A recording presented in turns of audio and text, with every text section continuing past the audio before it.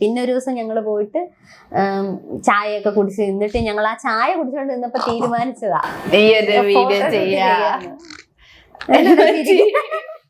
ചായയുടെ കാര്യം പറഞ്ഞപ്പോ ഭയങ്കര ട്രോളും ചായ കുടിച്ചെന്ന് പറഞ്ഞ സാധനം പറഞ്ഞപ്പോഴേ ഇല്ല ചായ കുടിച്ചിട്ട് പറഞ്ഞപ്പോഴോ പക്ഷെ അതൊക്കെ എടുത്ത് പുള്ളിക്കാരത്തി വന്ന് ഡാൻസ് കളിച്ചല്ലോ, മനസ്സിലായ? താങ്കളാണെങ്കിൽ എന്റെ ഒപ്പം ഡാൻസ് കളിക്കാൻ ഒരു മടിയുണ്ടാവും. കഴിഞ്ഞ ദിവസത്തെ പ്രോഗ്രാമില് ശരിയാ, ആ കുട്ടി വന്നിട്ട് ആ ഡാൻസ് കളിക്കുന്നുണ്ട് ഇവന്റെ അവളുടെ പ്രോഗ്രാമിന് പോയത് 10 പൈസ മേടിക്കാണ്ടാ ഞാൻ പോയത്. പല അതല്ല, ഞാൻ എല്ലാ കല്യാണങ്ങൾക്ക് പേയ്മെന്റ് പറഞ്ഞിട്ട് മേടിക്കാറുള്ളത്. അതല്ല, അത് ആസാൻ ഫ്രണ്ട് എന്നല്ലേ പോയി. ആസാൻ ഫ്രണ്ട് വിളിച്ചോ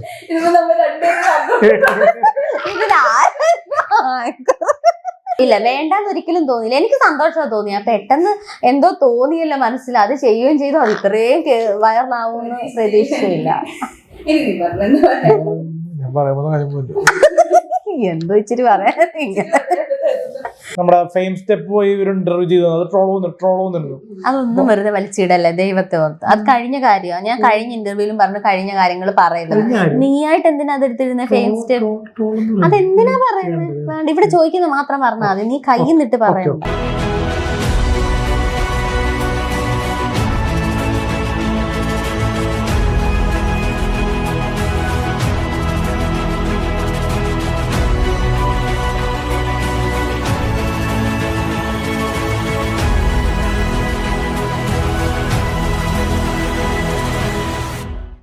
hello everyone, welcome to Mapstic media.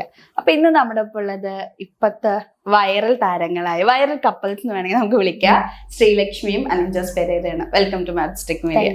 അതെ, ഇപ്പൊ ഒരു വലിയൊരു വിശേഷം നടക്കുമല്ലേ, വൈറൽ കപ്പിൾ, ട്രെൻഡിങ് കപ്പിൾ എന്നൊക്കെ പറയല്ലേ.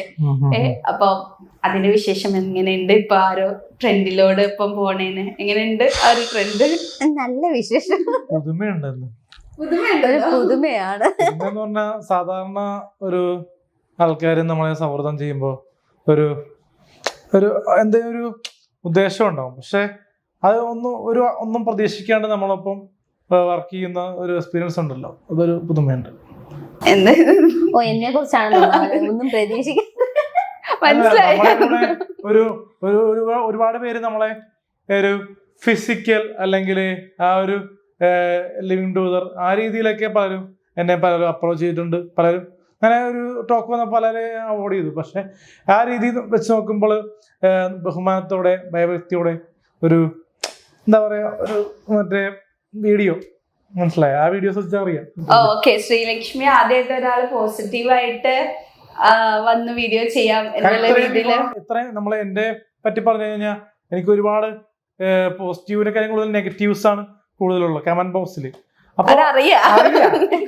അപ്പൊ അങ്ങനെയുള്ള വ്യക്തിയുടെ ഒപ്പം ധൈര്യപൂർവ്വം ഒരു പബ്ലിക് പ്ലാറ്റ്ഫോമിൽ വീഡിയോകൾ, ചിത്രങ്ങൾ, കല്യാണം കഴിച്ചു നല്ല രീതിയിൽ ഓക്കെ ആകുക എന്നൊക്കെ രീതി പറയുന്ന ഒരു പ്രാങ്ക് പോലത്തെ ഒരു വീഡിയോ. പ്രാങ്ക് എന്ന് പറഞ്ഞാൽ നമ്മളെ കൊണ്ട് ചെയ്യിപ്പിക്കുന്നതാണ് പ്രാങ്ക് ബേസിക്കലി. പക്ഷെ ഇത് നമ്മളായിട്ട് തന്നെ പ്ലാൻ ചെയ്ത് ചെയ്യുന്നത് പ്രാങ്ക് ആണെന്ന് പറയുന്നില്ല, കോണ്ടന്റ് എന്ന് തന്നെ പറയാം. ഇത് എന്താ പറയാ, ഒരു ഫോട്ടോഷൂട്ടിന് വേണ്ടി ചെയ്ത രീതിയിൽ പോലെ ചെയ്തതാണ് നമ്മൾ, അല്ലാണ്ട് ശരിക്കും കല്യാണമല്ല. ഇപ്പൊ ഈ പറഞ്ഞ പോലെ തന്നെ ശ്രീലക്ഷ്മി അലിൻജോസ് പെരേര എന്ന് പറഞ്ഞ ഒരാള് സംഭവം ഇപ്പൊ നമ്മുടെ മലയാളികൾക്ക് അറിയാത്ത ആൾക്കാരില്ല. അലിൻജോസ് പെരേര അല്ലെങ്കിൽ AJP അങ്ങനെ പല പല പേരിലും അറിയപ്പെടുന്ന ഒരാളാണ്. പക്ഷെ ഈ അലിൻജോസ് പെരേര പറഞ്ഞ പോലെ തന്നെ വരുന്നത് മുഴുവൻ നെഗറ്റീവ് കമന്റ്സും ഹേറ്റഡ് കമന്റ്സും ക്രിറ്റിസിസം ആണ്. അപ്പൊ അങ്ങനത്തെ ഒരാളുടെ ഒപ്പം ഒരു കോണ്ടന്റ് ചെയ്യാന്നുള്ളൊരു ഡിസിഷൻ എടുക്കുമ്പോ അതിന്റെ ഒരു കോൺസിക്വൻസ് ഒന്ന് ആലോചിച്ചിട്ടുണ്ടായിരുന്നില്ലേ? എനിക്ക് എന്റെ മുന്നിൽ അലൻ നല്ലതാണ്, അപ്പൊ പിന്നെ മറ്റുള്ളവർ പറയുന്നത് എനിക്ക് ശ്രദ്ധിക്കണ്ടല്ലോ. എന്റെ മുന്നിൽ നോക്കുമ്പോൾ അലൻ നല്ലൊരു വ്യക്തിയാണ്. ഞാൻ പിന്നെ ഒരു വർക്കായിട്ട് അത് ചെയ്തേക്കുന്നത്. അപ്പൊ നാളെ ഞാൻ സിനിമയിൽ ചെയ്താലും അവിടെ ആക്ടിങ് വർക്ക് അത്രേ ചെയ്യുന്നുള്ളൂ. അവന് എനിക്ക് പേയ്മെന്റ് തന്നൊരു വർക്ക് ചെയ്യാൻ വിളിക്കുന്നു. അത് ഞങ്ങൾ പറയുന്ന ഒരു രീതി എന്ന് പറഞ്ഞാൽ സിനിമയിൽ ഒരു നായകൻ അഭിനയിച്ച പോലെ അതൊരു ആക്ടിങ് രീതിയിലാണ് നമ്മൾ മനസ്സിൽ കണ്ടത്. പക്ഷെ അത് ആൾക്കാരിലേക്ക് എത്തിയപ്പോൾ വിവാഹം എന്ന രീതിയിൽ ഇപ്പൊ പോസ്റ്റ് ചെയ്തപ്പോൾ പോസ്റ്റ് ചെയ്യുന്നത് നമ്മൾ കണ്ടന്റ് ക്രിയേറ്റ് ചെയ്യുന്നതാണല്ലോ, എങ്ങനെയുണ്ട് ആൾക്കാരുടെ പ്രതികരണം അല്ലെ? ഇങ്ങനെ ഒരു സംഭവം ചെയ്യാനല്ല ഞങ്ങൾ സത്യത്തിൽ പ്ലാൻ ചെയ്തത്. ഒരു വെഡിങ് ഫോട്ടോഷൂട്ട് ആയിരുന്നു. ഇവൻ എപ്പോഴും എന്നോട് പറഞ്ഞ് റീല് ചെയ്യാം, ഷോർട്ട് ഫിലിം ചെയ്യാം, എപ്പോഴും നമ്മൾ ചെയ്യുന്നതല്ലേ, നമുക്കൊന്ന് വേറെ ഒന്ന് മാറ്റി പിടിക്കാന്ന് പറഞ്ഞു. ഒരു വെഡിങ് ഫോട്ടോഷൂട്ട് ചെയ്യാന്നാ പറഞ്ഞത്. പോയത് അതിനാണ്. സത്യത്തിൽ അവിടെ ചെന്ന് കഴിഞ്ഞു ചുമ്മാ എന്റെ തലയില് തോന്നിയത് നമുക്ക് കല്യാണം കഴിച്ചത് ചുമ്മാ എന്ന് പറയും. എന്നിട്ട് ഇങ്ങനെ കൈ പിടിച്ച് എന്റെ പ്ലാനിങ് അല്ല.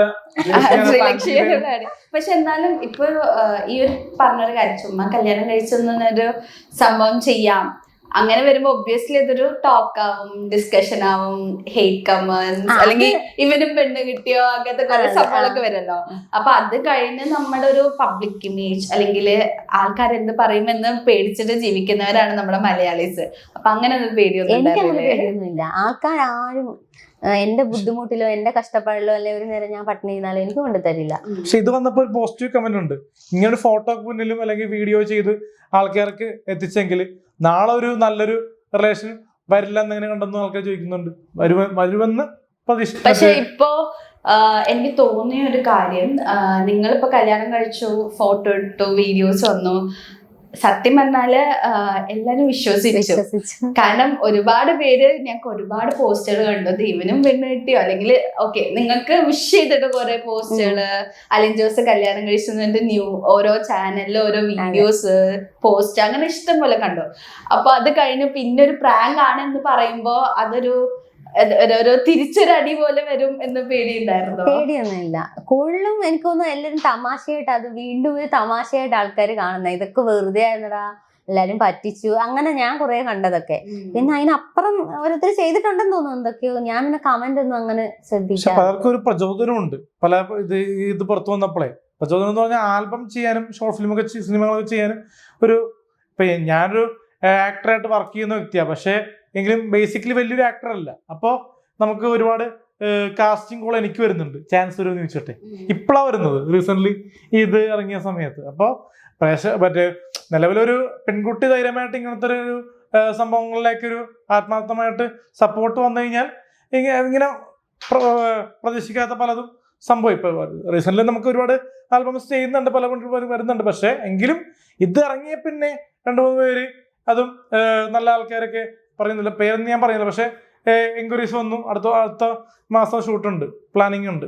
ഇപ്പൊ ഞാനൊരു വീഡിയോയില് അലിൻ ജോസ് പറയുന്നത് കേട്ടതാ, നിങ്ങൾ എത്ര നാളെ റിലേഷൻഷിപ്പ് ആയിട്ട് 6 മാസമായി എന്നൊക്കെ പറയുന്ന ഒരു വീഡിയോ ഉണ്ടായിരുന്നു. ശരിക്കും നിങ്ങൾ പരിചയപ്പെട്ടു? അല്ല, ഈ കല്യാണ പ്രാങ്കിന്റെ ഇടയിലുള്ള ഒരു വീഡിയോ ആണ് അത്. ഞാന് കുറച്ച് ദിവസമായി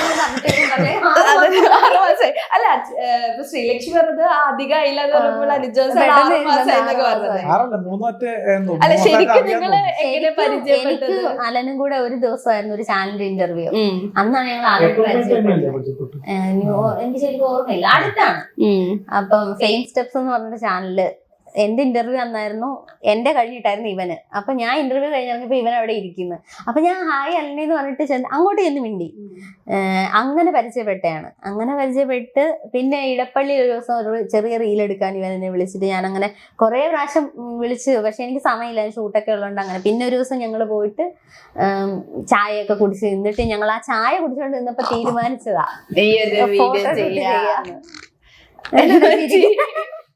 ചായയുടെ കാര്യം പറഞ്ഞപ്പോ ഭയങ്കര ട്രോളും ചായ കുടിച്ചെന്ന് പറഞ്ഞ സാധനം പറഞ്ഞപ്പോഴേ ഇല്ല, ചായ കുടിച്ചിട്ട് പരിചയപ്പെടാം. പക്ഷെ അതൊക്കെ എടുത്ത് അതൊക്കെ പറഞ്ഞ അല്ല, ഒരു ചായക്കടയിൽ പോയിട്ട് ചായയും കുടിച്ച് നിന്നപ്പം വന്ന ഒരു ഇതാണ്. പൊതുവെ മീറ്റ് ചെയ്യണ മുന്നേ ശ്രീലക്ഷ്മിയുടെ മനസ്സിൽ എന്തായാലും അലിൻ ജോസിനെ പറ്റി കേട്ടിട്ടുണ്ട്. ഫസ്റ്റ് മീറ്റിംഗിന് മുന്നുള്ള ഇംപ്രഷനും ആഫ്റ്റർ മീറ്റിംഗിനും ശേഷമുള്ള ഇംപ്രഷൻ. അന്നേരം എനിക്ക് അലൻ ഇങ്ങനെ തന്നെയാണ്, ഇന്നും എനിക്ക് അലൻ ഇങ്ങനെ തന്നെ. എനിക്ക് പ്രത്യേകിച്ച് ഒന്നുമില്ല. ഒരു ഇതുവരെ എന്ന് പറഞ്ഞാൽ ആ മീറ്റിംഗ് ചെയ്യുന്ന പേഴ്സണലി അറിയില്ല, എല്ലാം കേട്ടറിയില്ല. ഇല്ല, അലന്റെ വീഡിയോ കാണുമ്പോൾ ചിലരോടൊക്കെ പറഞ്ഞിട്ടുണ്ട് ആ ചെക്ക ഒരു പാവമല്ലേ, അത് എന്തൊക്കെയോ കാണിക്കുന്നത്, അങ്ങനെ എന്തിനാ ഇങ്ങനെ ആൾക്കാർ പറയുന്നത്, അങ്ങനെ ഞാൻ സംസാരിച്ചിട്ടുണ്ട്. അതുപോലെ ഉള്ളൂ. എനിക്ക് അന്നും ഇന്നും ഒരുപോലെ തന്നെ അലൻ. നല്ല സപ്പോർട്ടീവ് ആയിട്ടുള്ള ഒരു ലേഡിയാണ്. കാരണം നമ്മൾക്കിതിൽ ഒരുപാട് പരാമർശങ്ങൾ നടക്കാറുണ്ട്. അതല്ലല്ലോ പേഴ്സണൽ ഞാൻ എത്ര പെൺകുട്ടികളോടെ കറങ്ങാൻ പോകുന്നുള്ള മാറ്റർ അല്ലല്ലോ. നമുക്കൂടെ ഒരു വർക്ക് ചെയ്യാന്നുള്ളത് അതൊരു നല്ലൊരു കാര്യമായിട്ട് കണ്ടു വന്നല്ലോ. അതാണ് മനസ്സിലാക്കേണ്ടത്. അത് എന്ത് രീതി വൈറൽ കണ്ടന്റ് എന്ന രീതിയിൽ പല കണ്ടന്റും വരാറുണ്ട്. പക്ഷേ ഇതിൽ പറയാനുള്ള മലയാളം എന്ന് പറഞ്ഞ യൂട്യൂബർ എതിരെയല്ല, എനിക്കൊരു എന്താ പറയാ മനസ്സിലായിട്ട് സങ്കടം. പുള്ളി ഇവിടെ കണ്ടന്റ് എടുത്തിട്ടുണ്ട്, പക്ഷെ പ്രപ്പോസൽ പ്രാങ്ക് എനിക്ക് ഭയങ്കരമായിട്ട് വിഷമം വന്നു. അപ്പൊ അത് വന്നപ്പോ ഇങ്ങനത്തെ ഒരു സംഭവം ശ്രീലക്ഷ്മി പറഞ്ഞപ്പോ എനിക്കൊരു സന്തോഷം തന്നു. ആ ഒരു എന്താ പറയാ ഒറിജിനൽ കല്യാണമല്ലല്ലോ, എന്താ പറയാ മാരേജ് ഫോട്ടോഷൂട്ടാണല്ലോ. പിന്നെ ക്യാമറമാനെ സെറ്റ് ചെയ്യാൻ ഒരു സാവകാശമില്ലാത്തതുകൊണ്ട് പെട്ടെന്ന് ആ ഒരു ഇപ്പുറത്ത് വന്ന രീതിയിൽ പബ്ലിഷ് ചെയ്തെന്ന് മാത്രമേ ഉള്ളൂ. പറഞ്ഞല്ലോ പ്രാങ്ക് ചെയ്തപ്പോ വിഷമം വന്നു. അപ്പൊ പലപ്പോഴായിട്ട് അതിന്റെ വരുന്ന വീഡിയോസ് അല്ലെങ്കിൽ ചെയ്യുന്ന ഒരു കാര്യവും ട്രോളിനുള്ള ഒരു ചാൻസ് കൊടുത്താൽ അല്ലെങ്കിൽ പ്രാങ്ക്സ് ഇഷ്ടംപോലെ ചെയ്തിട്ടുണ്ട്. അപ്പോ അങ്ങനെ ഇങ്ങനെ വിഷമുണ്ടെങ്കിൽ എന്തിനാ പലപ്പോഴും നിന്ന് കൊടുക്കേണ്ട ആവശ്യം എന്താണുള്ളത്? അത് പക്ഷേ എന്ന് പറഞ്ഞാ എന്നെ പലപ്പോഴും ഇപ്പൊ അതിനെ പൊക്കി പറയണമെന്ന് എപ്പോഴും പറയും. പക്ഷെ ലേഡീസ് എന്നെ കാണാൻ മാർക്കിലെന്നൊരു ടോക്ക് ഉണ്ട്. പലപ്പോഴും ഞാൻ ബോയ്സിനെപ്പോഴും സഹവാസം കൂട്ടും. പിന്നെ നമ്മള് വലിയൊരു എന്താ പറയാ ഭ്രമമില്ല. ഒരു ഫാന്റസിയോ അല്ലെങ്കിൽ പെട്ടെന്ന് കാണുമ്പോൾ ക്രഷ് അടിക്കുന്ന അവൾ ക്രഷാണെന്ന് പറയുന്ന സംഭവം എനിക്കില്ല. പക്ഷെ നമ്മളെ പെട്ടെന്ന് യാദർശികമായിട്ട് കാണുന്ന പല പെൺകുട്ടികളും എന്റെ കൈ പിടിച്ച് വലിക്കാറുണ്ട്. പിന്നെ ഒരു നടീനെ ഞാൻ കെട്ടിപ്പിടിക്കേണ്ട ദിവസം വന്നിട്ടുണ്ട്.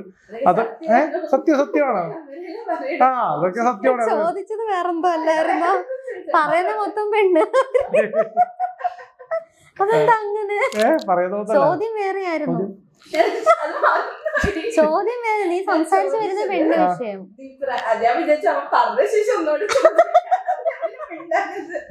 ഞാൻ ചോദിച്ചത് ഇപ്പൊ പ്രാങ്ക് ചെയ്യുന്നുണ്ട് അല്ലെങ്കിൽ ഇപ്പൊ കൊറേ ഡാൻസ് വീഡിയോസും എല്ലാം ചെയ്യുന്നുണ്ട്. അപ്പൊ നീ പറയാറുണ്ട് ഇടക്ക് മീഡിയക്കാര് ചെയ്യിപ്പിച്ചു, അല്ലെങ്കിൽ ഇപ്പൊ മലയാളന്റെ കേസ് പറഞ്ഞു അങ്ങനെ പ്രാങ്ക് ചെയ്യിപ്പിച്ചു. മറ്റുള്ളവർക്കൊരു അടി ഇത് വന്നപ്പോ ഞാൻ അതല്ല ചോദിക്കുന്നത്. ഇത്ര വിഷമായി അല്ലെങ്കിൽ നിനക്ക് അങ്ങനെ ചെയ്യാൻ ആ ഒരു വിഷമല്ല ചേച്ചി. അത് ഞാൻ പറയാം. കറക്റ്റ് ആയിട്ട് എനിക്ക് ഫിനാൻഷ്യലി സെറ്റിൽ ആകുന്ന മാരേജിലേക്ക് ഞാൻ ചിന്തിക്കാത്ത. അല്ലാണ്ട് എനിക്ക് ബേസിക്കലി എന്റെ ഒരു കസിൻ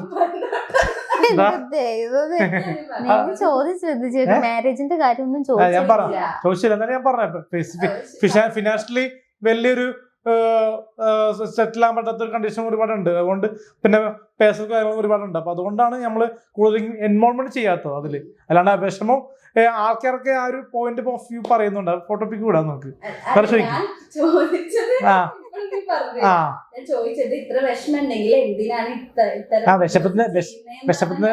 വിഷമം പിന്നെ ചോദിക്കും. മനസ്സിലായി എന്താ വിഷമം ചോദിക്കും? മനസ്സിലായില്ലേ? ടോപ്പിക് വിടാം. വിഷമത്തിന് ടോപ്പിക് വിടാം. എല്ലാത്തിലും ഇതല്ലേ പറയണത്. വിഷമം തന്നെ അതല്ലേ ടോപ്പിക്. വേറെ വിഷമം എനിക്ക് ഇപ്പഴും നല്ലയാണ്. പക്ഷെ അവനെന്തോ സംസാരിച്ചു വരുമ്പോ അവൻ എനിക്ക് തോന്നുന്നു എന്തോ ഒരു ഇതുണ്ട്. ഇടയ്ക്കിടയ്ക്ക് ചിലപ്പോ അവന്റെ ലൈഫിൽ എന്തെങ്കിലും പ്രശ്നങ്ങൾ വന്നുകൊണ്ടായിരിക്കും അവന് വീണ്ടും വീണ്ടും അങ്ങനെ സംസാരം വരേണ്ടി വരുന്നത്.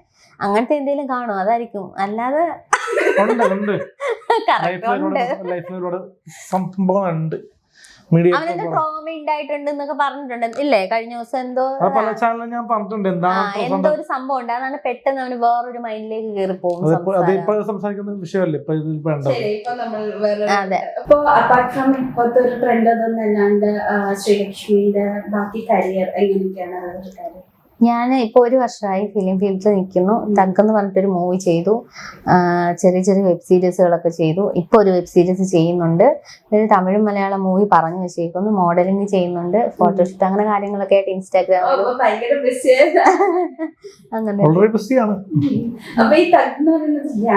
ധ്യാൻ ശ്രീനിവാസന്റെ ബാലു എസ് നായർ ഡയറക്ട് ചെയ്ത ഒരു മൂവിയാണ്. അപ്പൊ ഇപ്പൊ ഇത്രയും മൂവി ചെയ്യുന്നു. ഞാൻ പൊതുവെ ചോദിക്കുന്ന ഒരു കാര്യം, ഈ മൂവി ചെയ്യുന്നത് അല്ലെങ്കിൽ മോഡലിംഗ് ചെയ്യുന്നവർക്ക് വൈറൽ അല്ലെങ്കിൽ ഇങ്ങനത്തെ ഒരു സൈഡിലൊക്കെ ചെയ്യാൻ പലപ്പോഴും മടിയാണ്. ഇപ്പോ പലരും ആലോചിക്കാറുണ്ടോ എന്റെ ഇമേജ് കോൺഷ്യസ് ആവും അല്ലെങ്കിൽ ഇനി ചാൻസസ് കിട്ടില്ല, അങ്ങനത്തെ ഒരുപാട് കാര്യങ്ങൾ ആലോചിക്കാറുണ്ട്. അപ്പൊ ശ്രീലക്ഷ്മിക്ക് അങ്ങനത്തെ ഒരു ഞാൻ അങ്ങനൊന്നും ആലോചിക്കുന്നില്ല. എനിക്ക് വരാനുള്ളതാണ്, എനിക്ക് കിട്ടാനുള്ളതാണ്, എനിക്ക് കിട്ടും. എനിക്ക് മനസ്സിലായി. എനിക്ക് കിട്ടാനുള്ളതാണ് എനിക്ക് കിട്ടും. എന്നോട് വർക്ക് ചെയ്തോണ്ടേ വേറെ വർക്കുകൾ ബുദ്ധിമുട്ട് വരുമെന്ന് അത് തന്നെ പറഞ്ഞ എനിക്ക് പ്രശ്നമില്ല. എനിക്ക് കിട്ടാനുള്ള വർക്കാണ് എനിക്ക് കിട്ടും. ഇവിടെ ഇവന്റെ കൂടെ വർക്ക് ചെയ്തു എന്ന് പറഞ്ഞിട്ട് നമുക്കൊരു വർക്ക് കിട്ടാഴികയൊന്നുമില്ല. ഞാൻ ചെയ്യുന്ന കാര്യങ്ങൾ ഓക്കെ ആണെങ്കിൽ, അല്ലെങ്കിൽ എൻ്റെ ആക്ടിങ് ഓക്കെ ആണെങ്കിൽ, അല്ലെങ്കിൽ എനിക്ക് മോഡലിംഗ് എനിക്ക് വർക്ക് തരുന്നവർ അത് ഓക്കെ ആണെങ്കിൽ എന്നെ വിളിക്കും, ഞാൻ ചെയ്യും. അപ്പൊ പൊതുവെ ഈ ഒരു ബോൾഡ്നെസ് എനിക്ക് തോന്നുന്നു അങ്ങനെ എല്ലാവരിലും കണ്ടിപ്പോ നേരത്തെ പറഞ്ഞ പോലെ അതിൻ്റെ ഒപ്പം ഒരു ആള് വരുന്നു അല്ലെങ്കിൽ അവർക്ക് ഇങ്ങനെ പേടിയായിരിക്കും കൂടെ നിൽക്കാനും, അല്ലെങ്കിൽ എന്തായിരിക്കും അതിന്റെ ആഫ്റ്റർ എഫക്ട് എന്നൊക്കെ പറഞ്ഞിട്ട്. അപ്പൊ ആ ഒരു ബോൾഡ്നെസ്സും എല്ലാം ശരിക്കും എനിക്ക് ആ ഒരു ഇതാണ് തോന്നിയത്. ഞാൻ ഇങ്ങനെ ഇങ്ങനെ വീഡിയോസ് കുട്ടിയുടെ ബോൾഡ്നെസ്സൊക്കെ ഒരു ചെറുപ്പക്കാരന്റെ ആ ഒരു ഇത് ഈ നമ്മള് ഇടപെടുന്ന രീതിയാണ്, മനസ്സിലായ? ഇങ്ങനെ ഇടപെടുന്ന രീതി നോക്കുമ്പോഴാണ് നിൽക്കുന്നത്. എൻ്റെ കൂടെ ആരിടപെട്ടാലും ഓപ്പോസിറ്റ് സൈഡിൽ നിൽക്കുന്ന വ്യക്തി ഇങ്ങനെ ഇടപെടുന്നു, എങ്ങനെ മിണ്ടിൽ ചെയ്യുമ്പോൾ എങ്ങനെ സ്വഭാവത്തിലുള്ള മാറ്റങ്ങൾ അതുപോലെ ഇരിക്കും. തിരിച്ച് നമ്മൾ അങ്ങനെ ബിഹേവ് ചെയ്യുന്നത്, എന്റെ ബിഹേവിങ് സ്റ്റൈല് എപ്പോഴും മാറാം. പക്ഷെ ആ നമുക്കൊരു ഡിസിപ്ലിൻ ഇല്ലേ, മനസ്സിലായി? നമുക്ക് ഒരാളുടെ കൂടെ ഇങ്ങനെ ഇയാളുടെ ഇങ്ങനെ ഒരു കാരണം വേറെ ആളെ കാണുമ്പോൾ അവര് നമ്മളിങ്ങനെ പെരുമാറുന്ന രീതിയിൽ നമുക്ക് കുഴപ്പമില്ലെങ്കിൽ ആ ഒരു രീതിയിൽ അങ്ങനെ പോട്ടെ, മനസ്സിലായോ? ആ ഒരു ഓപ്പോസിറ്റ് ആണ്. ഇവിടെ വേറെ ആളാണെങ്കിൽ വേറെ അങ്ങനെ, മനസ്സിലായോ? ഒരു എക്സാമ്പിൾ പറഞ്ഞിട്ട് നോക്കാം. ഇപ്പോ നിലവിൽ ഇപ്പോ ഒരുപാട് പേര് നമ്മളെ മാറ്റിയെടുത്തൊന്നും പറഞ്ഞില്ല മറ്റേ സംഭവങ്ങൾ. അപ്പോ ഇമോഷണൽസ് വിടാം. ഇപ്പൊ മസ്താനി ആയിക്കോട്ടെ, ഡാൻസ് ചെയ്ത് കണ്ടായിരുന്നോ മലയാളിന്റെ?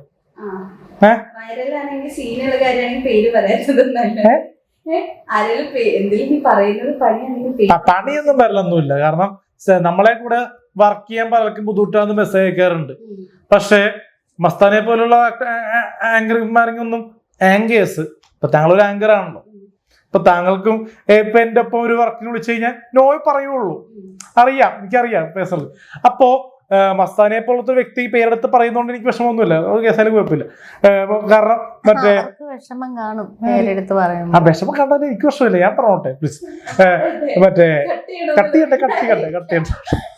അപ്പൊ പുള്ളിക്കാരത്തിയെ വന്ന് ഡാൻസ് കളിച്ചല്ലോ, മനസ്സിലായ? താങ്കളാണെങ്കിൽ എന്റെ ഒപ്പം ഡാൻസ് കളിക്കാൻ ഒരു മടിയുണ്ടാവും. കഴിഞ്ഞ ദിവസത്തെ പ്രോഗ്രാമില് ശരിയാ, ആ കുട്ടി വന്നിട്ട് ആ ഡാൻസ് കളിക്കുന്നുണ്ട് ഇവന്റെ ഒപ്പം.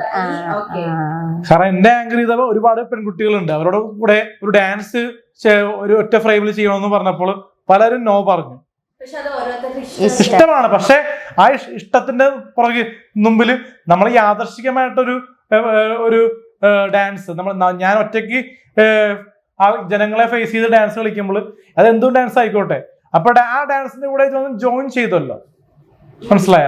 അപ്പൊ അതിനൊരു അപ്രീഷിയേഷൻ കൊടുക്കണം. അവർക്ക് ചിലപ്പോ ആ വീഡിയോ കൊണ്ട് അവര് മസ്താനി എന്ന വ്യക്തിയുടെ പേരെടുത്ത് പറയാൻ കാരണം ഒരുപാട് നടന്മാരെ ആങ്കർ ചെയ്യുന്ന ഒരു വ്യക്തിയാണ്. അപ്പൊ എന്റെ കൂടെ ഒരു ഡാൻസ് വരുമ്പോൾ ഒരുപാട് പേര് കാണും. അപ്പൊ അതിനെയൊക്കെ മറികടന്നാണ് ആ ഡാൻസ് വന്നത്, മനസ്സിലായ? അപ്പൊ അത് എനിക്കിപ്പോ ഞാനിവിടെ പറയാൻ കാര്യം, ഞാനിവിടെ ഡാൻസ് ചെയ്തുകൊണ്ട് അപ്പൊ അവർക്ക് വേറെ പ്രോബ്ലം വരരുത്. എനിക്ക് തോന്നിയത് അലീൻ വിചാരിക്കുന്നു അലിന്റെ കൂടെ ചെയ്യാൻ പെണ്ണുങ്ങൾക്ക് താല്പര്യമില്ല, പക്ഷെ ഒരിക്കലും അവർക്ക് താല്പര്യമുള്ളത് അവർ ചെയ്യും. ഇപ്പൊ ശ്രീലക്ഷ്മി ഒരു വിമനാണ്, ആളുടെ മനസ്സിലാക്കി ഓക്കെ അതൊരു പ്രശ്നമല്ല, ഇങ്ങനെ വേറൊരു പെർസ്പെക്ടീവില് കണ്ടു അത് ചെയ്തു. അതെല്ലാവരും നമുക്ക് അങ്ങനെ കുറ്റം പറയാൻ പറ്റില്ലല്ലോ. ഇത് കുറ്റം പറഞ്ഞോ? ഇതൊരു കുറ്റം പോലെയാണ് ഏകദേശം. അവർക്ക് താല്പര്യം ഇല്ല എന്നൊക്കെ പറയുന്നത്, അവര് വരുന്നില്ല, താല്പര്യം. അതല്ലെന്ന് ഞാൻ പറഞ്ഞതേ, ചില പ്രോഗ്രാമിൽ തന്നെ ഈ ഇന്റർവ്യൂവിന്റെ തന്നെ ആൾക്കാർ ചോദിക്കും, ആങ്കർമാർ, ഞാൻ ചോദിക്കണല്ല, ഈ ക്യാമറ ടീം ചോദിക്കും ഇവന്റെ ഡാൻസ് കളിക്കാൻ ചോദിക്കുമ്പോ ചില സമ്മതിക്കില്ല, ചില ആൾക്കാർ ഓക്കെ പറയും, ചില ആൾക്കാർക്ക് പാട്ടെങ്കിലും പാടിയിട്ടുണ്ട് ഒരുമിച്ചെന്ന് പറഞ്ഞാൽ ഇവിടെ ഇരിക്കും അവിടെ ഇരിക്കും ഒരാൾ, അങ്ങനെ ഇപ്പൊ ചെയ്യുന്നു. അപ്പൊ പേടിക്കേണ്ട ആവശ്യമില്ലെന്ന് ഞാൻ പറയുള്ളൂ. പലപ്പോഴും ഈ ഒരുപാട് ആൾക്കാരെ എന്നെ പറ്റി പറയുന്ന ഒരുപാട് വിമർശനങ്ങൾ കാരണമായിരിക്കാം. പക്ഷെ ധൈര്യമായിട്ട് ചെയ്യുന്ന ആൾക്കാർക്ക് വേറെ വിപത്തുകൾ പറ്റരുത്, മനസ്സിലായി? അവർക്ക് ഇപ്പൊ മസ്താനി എന്ന വ്യക്തിക്ക് നാളെ ഒരു പ്രോഗ്രാം ആങ്കർ ചെയ്യാൻ വിളിക്കാണ്ടിരിക്കരുത്, മനസ്സിലായ? അതുകൊണ്ട് ഞാൻ പോയിന്റ് ഓഫ് വ്യൂ പറഞ്ഞത് അത്രയും. ഇപ്പൊ ചേച്ചി പറഞ്ഞല്ല, ഈ കുട്ടിക്ക് എൻ്റെ കൂടെ വർക്ക് ചെയ്യുകൊണ്ട് എൻ്റെ കൂടെ ആ ഒരു വീഡിയോ ചെയ്ത കാരണം എന്തെങ്കിലും ബാധിക്കുമെന്ന് ചോദിച്ചല്ലോ, അതുകൊണ്ടാണ് ഞാൻ ആ ടോപ്പിക്ക് ഇങ്ങനെ ഇട്ടത്, മനസ്സിലായ? എനിക്ക് വേണമെങ്കിൽ വേറെ രീതിയിൽ പറയാം, നടിമാരുടെ ചേർത്തും വേണമെങ്കിൽ പറയാം. പക്ഷെ കാരണം നടിമാരുടെ കൂടെ ഞാൻ വീഡിയോ റിവ്യൂവിൽ പങ്കെടുത്തിട്ടുണ്ട് ഒരുമിച്ച് ഒറ്റ ഫ്രെയിമിൽ. അതുകൊണ്ട് ആ നടിയുടെ പേര് ഞാൻ എല്ലാവരും ഇന്റർവ്യൂവിൽ പറയുന്നില്ല. പക്ഷെ ഇങ്ങനത്തെ ഒരു കാഴ്ച എനിക്ക് റിയൽ ലൈഫിൽ ഉണ്ടായതാണ്. പറഞ്ഞത് ശരിയായിരിക്കാം, ഓരോരുത്തർക്കും ഓരോ തോട്ട്. അത് മത്താനി മാത്രമല്ല, 5 ഗേൾസ് ആണ് അവിടെ വന്നത്. എനിക്ക് പക്ഷെ തോന്നിയ ഒരു കാര്യം, അലീൻ ആലോചിക്കുവാണ്. ഒരു ഇൻഫീരിയോറിറ്റി കോംപ്ലക്സ് അങ്ങനെ എന്തെങ്കിലുമൊക്കെ സ്വന്തമായി തോന്നാണ്. കോംപ്ലക്സ് അല്ലേ ചേച്ചി? കാരണം ഇപ്പൊ ദിലീപന്റെ കൂടെയും ജയറാമന്റെ കൂടെയും സ്റ്റേജ് പെർഫോമൻസിന് ഒരുപാട് ഗേൾസ് ഡാൻസേഴ്സ് ഒക്കെ ഉണ്ടാവുമല്ലോ, ഡാൻസ് പെർഫോം ചെയ്യുമ്പോൾ. അപ്പൊ നമ്മൾ അങ്ങനത്തെ ഒരു പ്രോഗ്രാം പ്ലാൻ ചെയ്യുമ്പോൾ പല ആൾക്കാരും ഇത്ര രൂപ തന്നാലേ വരാൻ പറ്റുള്ളൂ എന്ന് പറയുന്ന പലരുമുണ്ട്. ക്യാഷ് അവിടെ ഡിമാൻഡ് ചെയ്യുമ്പോൾ വർക്ക് ആയിക്കോട്ടെ, ഇപ്പോ ഒരു വൈറൽ കണ്ടന്റ് ആണല്ലോ, മനസ്സിലായ കണ്ടന്റിൽ കാര്യമല്ല. ഇപ്പോ ഇതെന്റെ വർക്കാണ്, ആ ഒരു വർക്ക് പോലെ ഞാൻ കാണുന്നുള്ളൂ.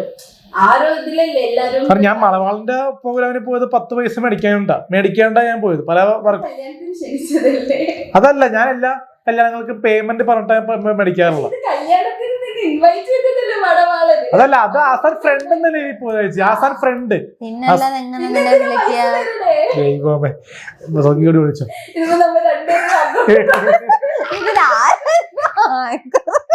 ഞാൻ തുറന്നു പറയണമല്ലോ. കാരണം നമ്മള് പ്രോഗ്രാമിന് ഞാൻ 10,000 തുടങ്ങി 25,000 30,000 വരെ വാങ്ങാറുണ്ട്.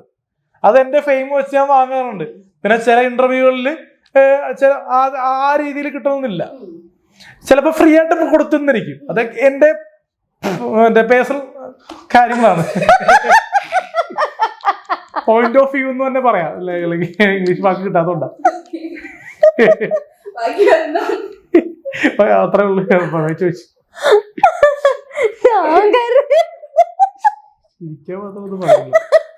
നീ ഒന്നും പറഞ്ഞില്ല. ഞാൻ പറഞ്ഞു വന്നത് നമുക്ക് വിഷയത്തിൽ നിന്ന് ഇപ്പൊ നിങ്ങളുടെ വീഡിയോയുടെ കാര്യത്തില് വേറൊരു പ്രശ്നം, ലൈക് ചിലവര് റിയാക്ട് ചെയ്തിട്ട് കുറച്ച് ഞാൻ വീഡിയോസ് കണ്ടായിരുന്നു. റോസ്റ്റിംഗ് അല്ല, റിയാക്ട് ചെയ്തിട്ട് പറഞ്ഞായിരുന്നു ഈ ഒരു നമ്മുടെ മലയാളി വെച്ച് നോക്കുമ്പോൾ മാരേജ് ഭയങ്കര ഇമ്പോർട്ടൻ്റ് ആണ്. അങ്ങനത്തെ ഒരു സംഭവം ഒരു കോണ്ടന്റ് ആക്കി എടുത്തു, പിന്നെ അമ്പലം യൂസ് ചെയ്തു എന്നൊക്കെ പറഞ്ഞിട്ട് അങ്ങനെ കുറെ ക്രിറ്റിസിസം കണ്ടായിരുന്നു. പറയാനുള്ള എന്താ പറയാ, ഞങ്ങള് താലി കെട്ടുന്നത് കാണിക്കുന്നില്ല, ഞങ്ങള് മാല നമ്മള് കോപ്രായം എന്ന് പറയുമ്പോ അമ്പലത്തിന്റെ മുന്നിൽ കയറി കെട്ടിപ്പിടിക്കുന്നില്ല, ഒരു സ്ത്രീയെ സിന്ദൂരം ഇടുന്നില്ല, ചെയ്യുന്നില്ല. പിന്നെ അമ്പലം അടച്ചിട്ടേക്കാണ്. അപ്പൊ അതിന് പാർക്കിംഗ് ഉണ്ട് അവിടെ, ജസ്റ്റ് നടന്നൊന്ന് പോയതുള്ള. നമ്മൾ ആൽബം ഷൂട്ടാണെങ്കിലും ഫോട്ടോ ഷൂട്ടാണെങ്കിലും അങ്ങനെ ചെയ്യാറുണ്ടല്ലോ. അതുപോലെ ജസ്റ്റ് ഞാൻ എന്റെ മാല ഞാനും ഇട്ടു, അവന്റെ മാല അവനും കഴുത്തിയിട്ട് ജസ്റ്റ് നടന്നു പോകുന്നു.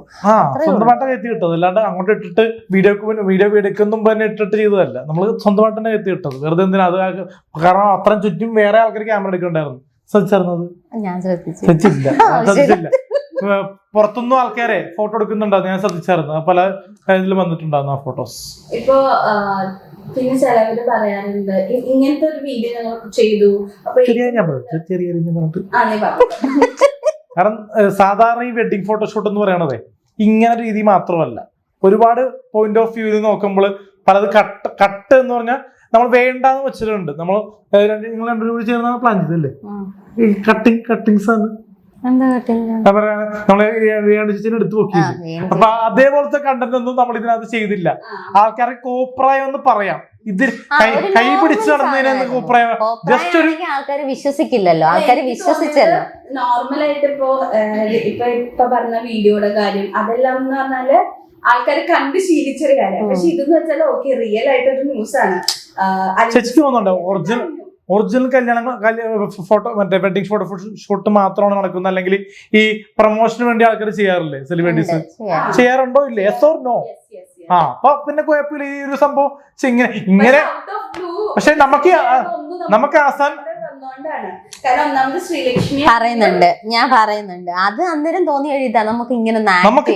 ഞങ്ങൾക്ക് വേണ്ടത് കണ്ടന്റ് റീച്ച് ആകുക. ഇത്രയും റീച്ച് അല്ല പ്രതീക്ഷിച്ചത്. കണ്ടന്റ് 1 ലക്ഷം അല്ലെങ്കിൽ 2 ലക്ഷം പേര് കാണുക, അല്ലാണ്ട് ഇത്രയും റോസ്റ്റ് ആവുന്നൊന്നും ഓർത്തില്ല. പിന്നെ ഫ്രണ്ട്സുകൾ റോസ്റ്റ് ചെയ്തു, ഫ്രണ്ട്ഷിപ്പേ ഇപ്പൊ സന്തോഷ് വർക്കി ആണെങ്കിലും അഭിലാഷ് ടൈം പ്രൈറ്റ് അങ്ങനെ 2-3 പേര് മറ്റേ റോസ്റ്റ് ചെയ്തു.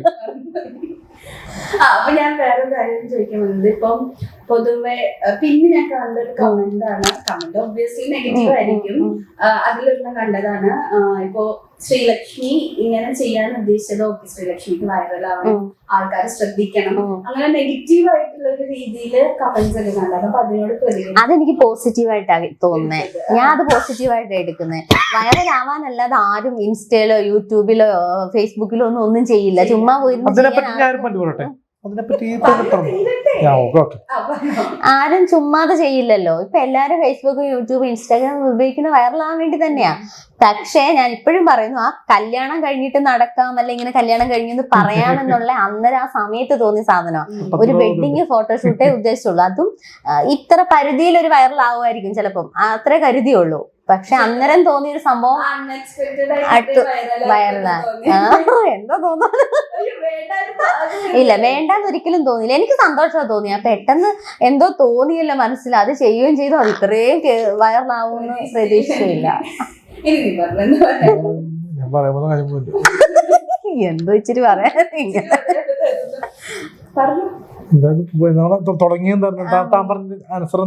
അതെനിക്ക് പോസിറ്റീവായിട്ടാ തോന്നുന്നേന്ന്. മറ്റേ കാര്യം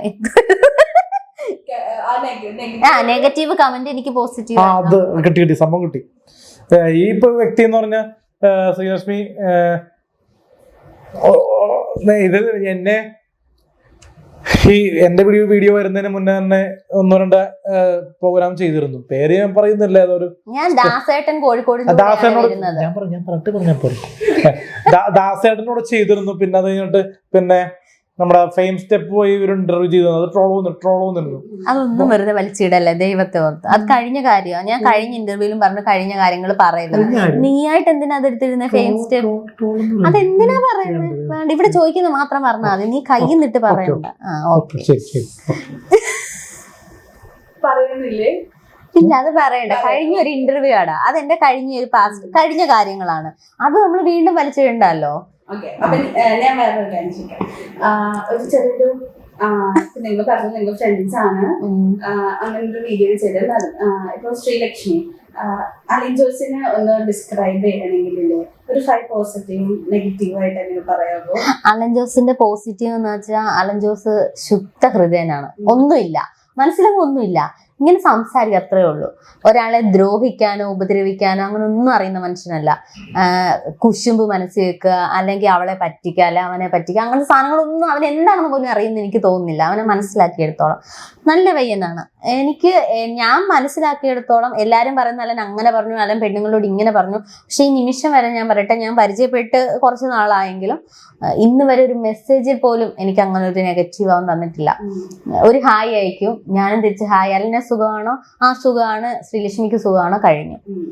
ആകെ ഞങ്ങൾ തമ്മിൽ ഇത്ര അടുത്തൊരു ദിവസങ്ങളിൽ നടക്കുന്നതെന്ന് വെച്ചാൽ ഈ സംഭവമാണ്. അതിനുശേഷമാണ്. അത്രയ്ക്ക് നല്ല മനുഷ്യനാണ്. എല്ലാരും കളിയാക്കുമ്പോൾ എനിക്ക് പറയാനുള്ള, ഇവൻ ആരെയും ദ്രോഹിക്കുന്നില്ല. ഇവനെ വെച്ചിട്ട് എല്ലാവരും ഫേമസ് ആവുന്നു, തമാശ പറയുന്നു, ചിരിക്കുന്നു, കുറേ കുറ്റപ്പെടുത്തുന്നു. ഞാൻ സത്യത്തിൽ ചോദിക്കുന്നത്, തിരിച്ച് പ്രതികരിക്കാൻ അറിയുന്ന ആളാണെങ്കിൽ ആരും ഇങ്ങനെ ചെയ്യില്ല. എവിടൊക്കെയോ ആരൊക്കെ തല്ലുന്നു, അടിക്കുന്നു, അങ്ങനെ ചോദിക്കുമ്പോൾ തിരിച്ചൊരെണ്ണം കൊടുക്കാൻ പറ്റുന്ന ഒരാളാണ് അത് ചെയ്യത്തില്ലല്ലോ. ഇങ്ങനെ നിന്ന് കേട്ടോണ്ടിരിക്കുന്നോണ്ടാണ്, അല്ലെ കൊണ്ടോണ്ടിരിക്കുന്നോണ്ടാണ് അത് ചെയ്യുന്നത്. അത്രയ്ക്ക് ശുദ്ധനല്ലേ അപ്പൊ അവൻ? വെറും പാവമാണ്. അതെല്ലാരും മുതലെടുക്കുന്നു.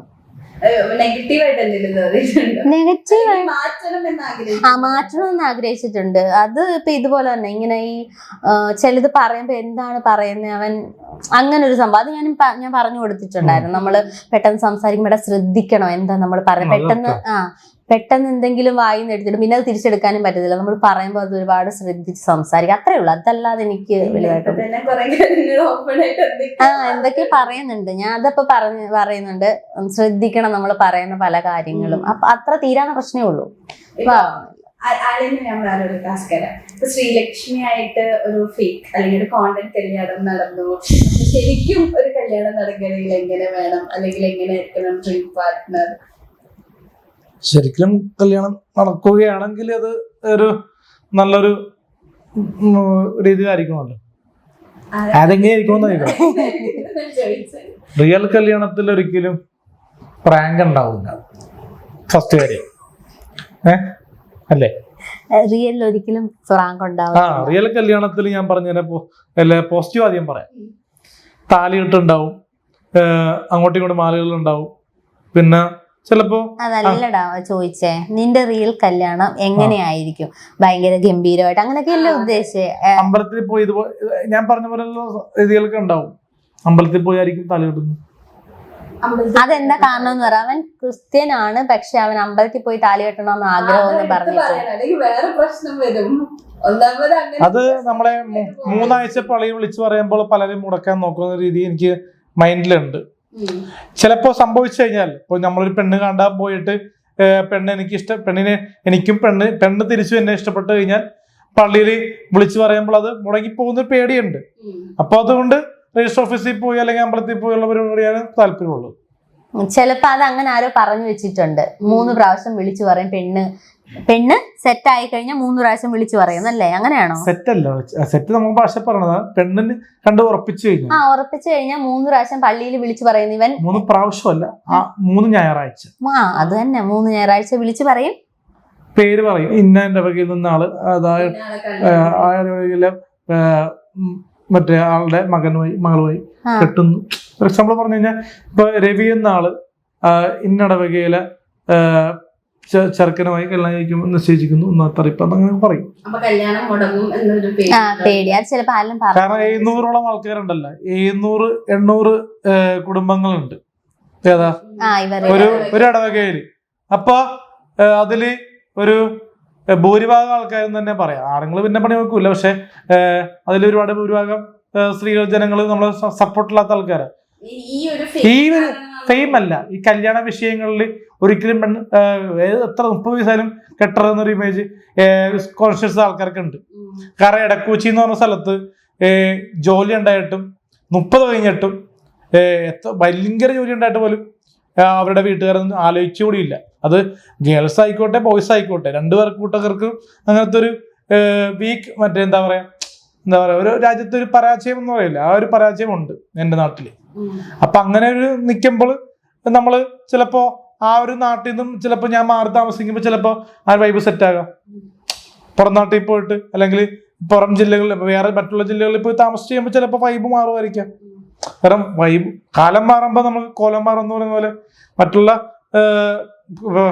ട്രെൻഡിനനുസരിച്ച് ജീവിക്കണം എന്ന് പറയൂലേ, അപ്പൊ അതുപോലെ നമ്മൾ മനുഷ്യർക്കിടയിൽ തന്നെ നിന്ന് ജീവിക്കണം. ഞാൻ സത്യത്തെ കാര്യം പറയട്ടെ, അതല്ല എനിക്ക് നല്ല ടെൻഷനുണ്ട്. നാട്ടുകാരെയും വീട്ടുകാരെയും ഒക്കെ പറയുന്നുണ്ട്, നാട് ഇതൊക്കെ. പിന്നെ നാട്ടുകാരൊക്കെ നീ അവിടെ ചെന്ന് ജീവിക്കണ്ടല്ലേ പറയുന്നുണ്ട്. അത് ഞാൻ 1-2 വർഷമായിട്ട് പറയുന്നുണ്ട്. എന്നിട്ടും അല്ലേ എടക്കൂച്ചി എന്ന് പറഞ്ഞ നാട്ടിലാരും മാറ്റമില്ല എന്ന് പറഞ്ഞാൽ എനിക്ക് എന്നെ ആൾക്കാരെ കളിയാക്കുന്നത് 24 ആണ് എന്നറിയാം പലർക്കും. പക്ഷെ കുട്ടി തന്നെ പറയുന്നുണ്ട് ഞാൻ കുട്ടിയാണ്, മുട്ട വിരിച്ചിട്ടില്ല എന്നൊക്കെ പറയുന്നുണ്ട്. മുട്ട വിരിച്ചിട്ടില്ല ആ ഒരു രീതിയിൽ.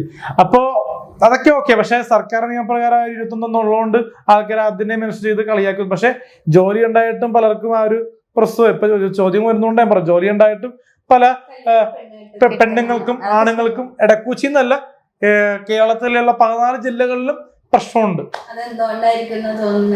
അത് ആ നാട്ടില് ഒരു കൗൺസിലർ ഇത് കണ്ടിടപെടണമെന്നില്ലെന്ന് പറയാൻ പറ്റുള്ളൂ. കൗൺസിലർ വാർഡ് മെമ്പറില്ലേ, അവരാണ് ഇത് കൺട്രോൾ ചെയ്യേണ്ടത്. തമിഴ്നാട്ടിലൊക്കെ അങ്ങനെയാ. ആന്ന് ഇതൊക്കെ ഒരു നാടിന്റെ ഒരു ഇതല്ലേ. ഇപ്പൊ റോഡ് വികസനം, പിന്നെന്താ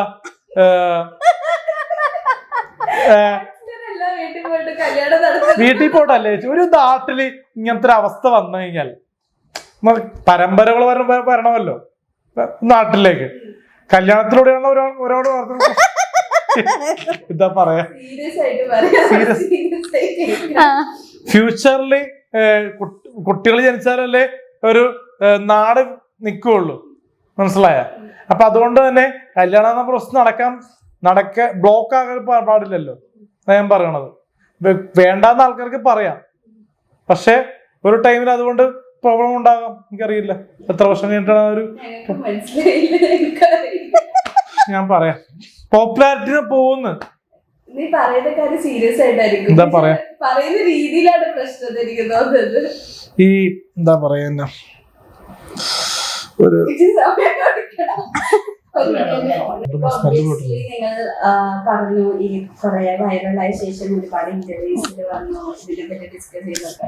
അപ്പൊ ഞാൻ ഇപ്പൊ നമുക്ക് ബേസിക് ആയിട്ടുള്ള കാര്യങ്ങളൊക്കെ നമ്മൾ സംസാരിച്ചു. അപ്പൊ എനിക്ക് ചെറിയൊരു ഒരു ഗെയിം എന്നൊക്കെ പറയാം, അല്ലെങ്കിൽ ഒരു സെഗ്മെന്റ്, ഒരു ഫണ്ണി സെഗ്മെന്റ്, ഇച്ചിരി ബോറാക്കട്ടെ, നമ്മൾ കാര്യത്തിന് പറയുന്ന പ്രശ്നം. ഞാൻ ഒരു ക്വസ്റ്റ്യൻ ചോദിക്കാം. നെവർ ഹാവ് ഐ എവർ കേട്ടിട്ടുണ്ടോ? എനിക്കറിയില്ല. ഇത്രേ ഉള്ളൂ. നെവർ ഹാവ് ഐ എവർ എന്ന് പറഞ്ഞാൽ ഞാനൊരു ക്വസ്റ്റ്യൻ ചോദിക്കും. അപ്പോ നെയിം ബോർഡ് ഉണ്ടോ? ആ ബോർഡ് ഉണ്ടോ? നെയിം ബോർഡ് ഇല്ല. അതിന് പകരം നിങ്ങൾ ചെയ്തിട്ടുണ്ടെങ്കിൽ ഉണ്ടെന്ന് പറയാ, ഇല്ല എന്ന് പറയാ. ഒരു അത് ഓക്കെ ചോദ്യം ചോദിക്കുമ്പോഴേ ഇല്ല ഉണ്ട് അത്ര പറയാ. അതിനെ പറ്റിട്ട് എന്താന്ന് എനിക്ക് വലിയ പിടിയൊന്നും ഇല്ല. കേട്ടിട്ട് പറഞ്ഞാൽ മതി. ഞാൻ ക്വസ്റ്റ്യൻ ചോദിക്കാം. എന്നോട് ചോദിച്ചോ? അപ്പൊ ഞാൻ പറയുമ്പോ അത് മനസ്സിലാവുമല്ലോ.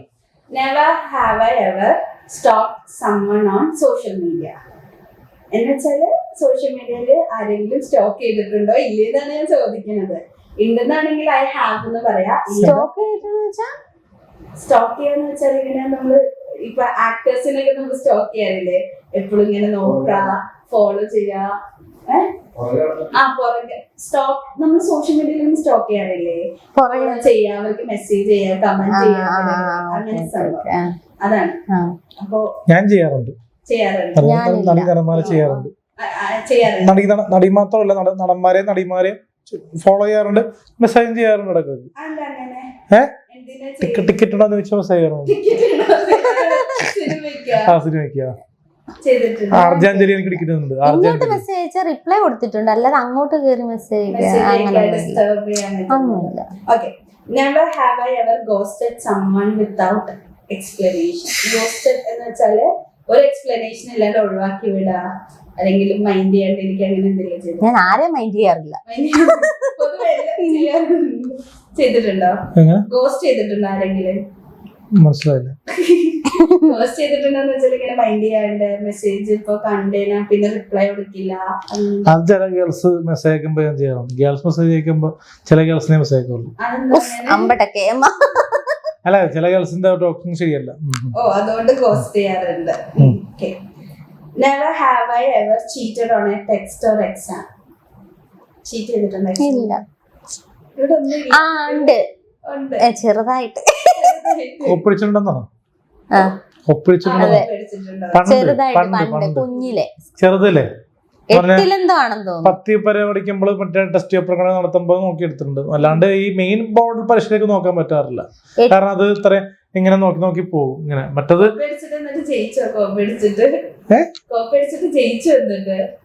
അത് ടെസ്റ്റ് പേപ്പറിന് പിന്നെ മറ്റേ പഠിപ്പിച്ചിട്ടുള്ള പഠിച്ച് നിൽക്കുമ്പോൾ അത് അല്ലെന്താ മാർക്ക് പുള്ളി കിട്ടാറുണ്ട്. അത് എന്നെ എഴുന്നേപ്പിച്ച് നിർത്തിയിട്ടുണ്ട്, കോപ്പി അടിച്ചിട്ട്. ടീച്ചർ കണ്ടോണ്ട് വന്നു, എഴുന്നേപ്പിച്ച് നിർത്തി. Never have I ever flirted with a friend's partner. ഫ്രണ്ടിന്റെ പാർട്ട്ണറിനോട് ഫ്ലർട്ട് ചെയ്തിട്ടുണ്ടോ? മനസ്സിലായില്ല. ഫ്രണ്ടിന്റെ പാർട്ട്ണറിനോട് ഫ്ലർട്ട് ചെയ്തിട്ടുണ്ടോ എന്നാണ് ചോദിച്ചത്. അതിന്റെ ആൻസർ ഞാൻ പറയുന്നില്ല. ഫ്ലർട്ട് എന്ന് പറഞ്ഞാൽ എന്താ ഉദ്ദേശം? ഫ്ലർട്ട് എന്ന് വെച്ചാൽ നല്ലൊരു മീനിങ് ആണ് ഞാൻ ഉദ്ദേശിച്ചത്. മോശമായിട്ട് വരുമ്പോ നല്ലതാണ് ഫ്ലർട്ട് എന്ന് പറഞ്ഞാൽ. ആൻസർ പറയാനുള്ള നല്ലത്. നോയും പറയില്ല, യെസും പറയില്ല, നോയും പറയില്ല. Never have I ever spread a rumor I knew wasn't true. സത്യമില്ലാത്ത റൂമർ സ്പ്രെഡ് ചെയ്തിട്ടുണ്ടോ എന്ന്? അതല്ലേ ഇപ്പൊ ചെയ്തത്. ഇപ്പൊ ശരിയല്ലേ? ഇനി ബലിനോട് ചോദിച്ചിട്ട് കാര്യമില്ല, ചെയ്തില്ല. അതും പിന്നെ ഇടക്കിടക്ക് ചെയ്യാറുണ്ടെന്ന് തോന്നുന്നു. വൈറലാവാൻ വേണ്ടി ഇടക്കിടക്ക് ഓരോന്ന്. വൈറലല്ലേ, വൈറൽ ഓൾറെഡി ആണ്. പിന്നെ നമ്മുടെ നിലനിൽപ്പ്, നമ്മള് റീച്ച് ഉണ്ടാക്കുക, അല്ലാണ്ട് ബിഗ് ബോസ് എന്ന് പറഞ്ഞ ലക്ഷ്യം ആണെന്ന് പലരും പറയുന്നുണ്ട്. അത് വിളിച്ചാല് സഡൻലി അത് പോകാൻ പറ്റുള്ളൂ. അതൊരു ബിഗ് സ്പേസ് ആണ്. അത് എഗ്രിമെന്റ് കാര്യങ്ങളൊക്കെ ഉണ്ട്. അത് ഒരു വിളിച്ചു കഴിഞ്ഞാൽ ഏഷ്യാനെറ്റ് വിളിച്ചു കഴിഞ്ഞാൽ അത് പോകും. അല്ലാണ്ട്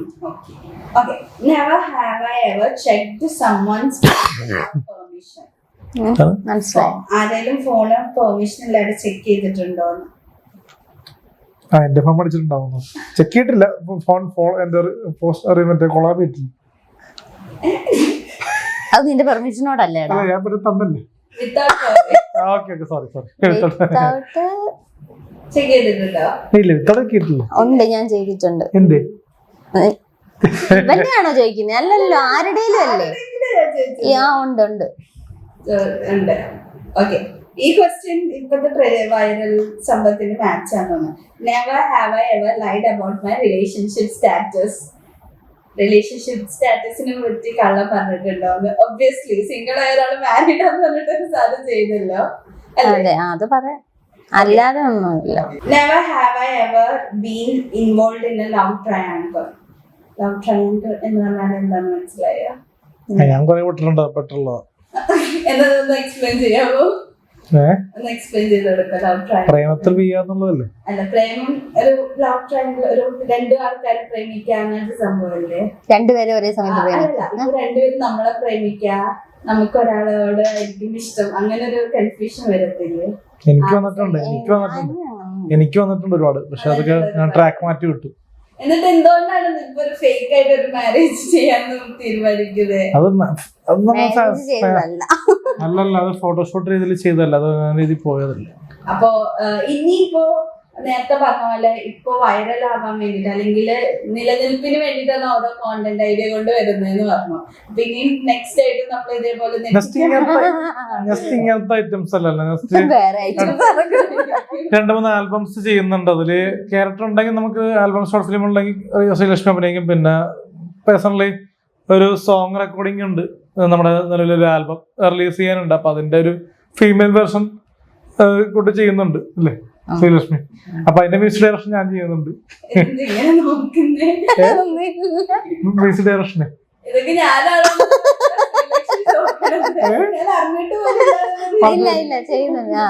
പറഞ്ഞിട്ടുണ്ടായിരുന്നു. വരാൻ പോണെ റെക്കോർഡിംഗ് സോങ് വരാൻ പോണം. കാരണം റിമ്യൂ ടോപ്പിക് സെഷൻ അടുത്ത ആരാധന ചോദ്യത്തിന് ഉത്തരം. ഒരു പഞ്ച് ഡയലോഗ് ചോദിക്കാൻ പറ്റും. അപ്പൊ നിങ്ങള് സിനിമയിലും ആൽബത്തിലൊക്കെ വർക്ക് ചെയ്യുന്നതുകൊണ്ട് ഞാൻ ചോദിക്കും, ഇഷ്ടപ്പെട്ട ഫേവറേറ്റ് ആക്ടർ ആക്ട്രസ് ആരൊക്കെ? എനിക്ക് ഉർവശി മാമനെയാണ് ഇഷ്ടം, കാവ്യമാധവനെ ഇഷ്ടമാണ്. ആക്ടർ എനിക്ക് ഏറ്റവും ഇഷ്ടം അങ്ങനെ ചോദിച്ചാൽ ആരെയും കിട്ടൂല. എല്ലാരെയും എനിക്ക് ഇഷ്ടമാണ്. പിന്നെ ഫേവറേറ്റ് മമ്മൂക്കയാണ്. പിന്നെ ദിലീപേട്ടനെ ഇഷ്ടമാണ്. അതിന് വേണ്ടിട്ടാണ്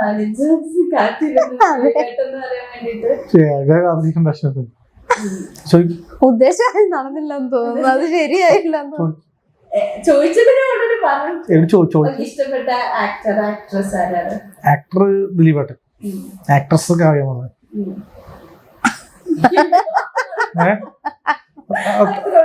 അത്രല്ല, നമുക്ക് ബേസിക്കലി ഇവർ രണ്ടുപേരും കൂടെ ഫോട്ടോ എടുക്കുന്നുണ്ട്.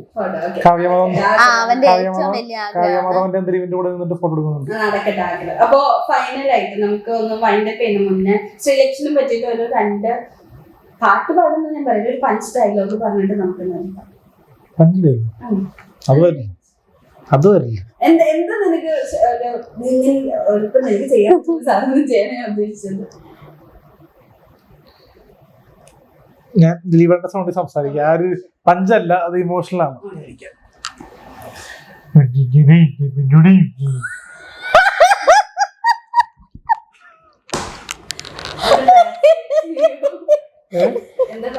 ട്രാൻസ്ലേറ്റ് ചെയ്യാ. അത് മറ്റേ വികൃതനായിട്ടുള്ളൊരു ശബ്ദമാണ് ദിലീപേട്ടന്റെ സൗണ്ട് ശബ്ദം, മനസ്സിലായോ? ആ സാധനം.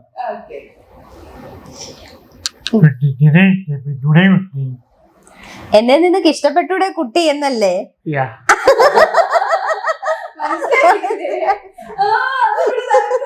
അങ്ങനെ സാധിക്കില്ല കുട്ടി. അപ്പൊ ഈ പറഞ്ഞ പാട്ടോടെ നിർത്താം. ഇപ്പൊ ദിലീപേട്ട സൗണ്ട് ചെയ്തുകൊണ്ട് അതിന്റെ തന്നെ ചെയ്യാം. അതിന്റെ 2 വേർഷൻ ചെയ്യാം. നിർത്താം.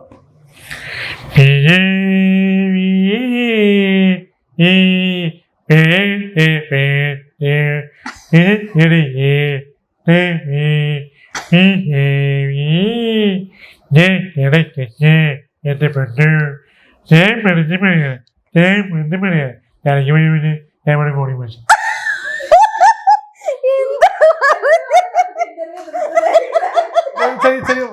ചെറിയ കൂടി ഉണ്ട്. ചെറിയ പാട്ട് അല്ല ചെറിയൊരു പാട്ട് താലൂര്, അടുത്ത താലൂര്, അടുത്ത ഇത് ഈ മോഡലേഷൻ തന്നെ അതിലൊരു സോങ് ഉണ്ട്. അതിൽ നാലൊരു പാട്ട് മൊത്തത്തിലല്ല. ോട്ടെ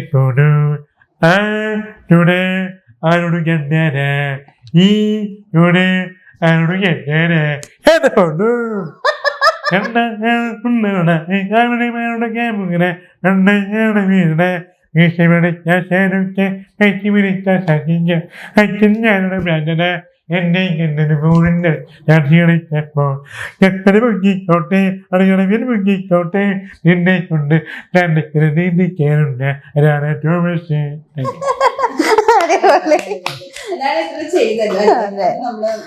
ഇതെനിക്ക് ഇഷ്ടപ്പെട്ടു. അപ്പൊ ഈ പറഞ്ഞ പോലെ തന്നെ നിങ്ങളുടെ എന്താ പറയാ, എനിക്ക് അഭിനയിക്കണം എന്ന് ആഗ്രഹങ്ങളുണ്ട്, ഒരുപാട് ആഗ്രഹങ്ങളോട് ആണ് നിങ്ങളിങ്ങനെ ഓരോ വീഡിയോസും ഓരോന്ന് എന്താ പറയാ ഓരോന്നിലേക്ക് ട്രൈ ചെയ്തോണ്ടിരിക്കുന്നത്. അപ്പൊ അതൊക്കെ സാധിക്കട്ടെ. എനിക്കറിയില്ല കാവ്യമാധവന്റെ ഒക്കെ ശബ്ദം ഞാൻ എങ്ങനെ അനുകരിക്കാണ്? കാവ്യമാധവൻ ഓടി വന്നെ ഓടിച്ചിട്ട് തല്ലും. പ്രശ്നമില്ലാതിരിക്കുന്ന അറിയില്ലടാ, അറിയില്ല, എനിക്കറിയില്ല. പാട്ട് ഏതെങ്കിലും പാട്ട്, നേരത്തെ പാടിയ പാട്ടല്ല, വേറെ പാട്ട്.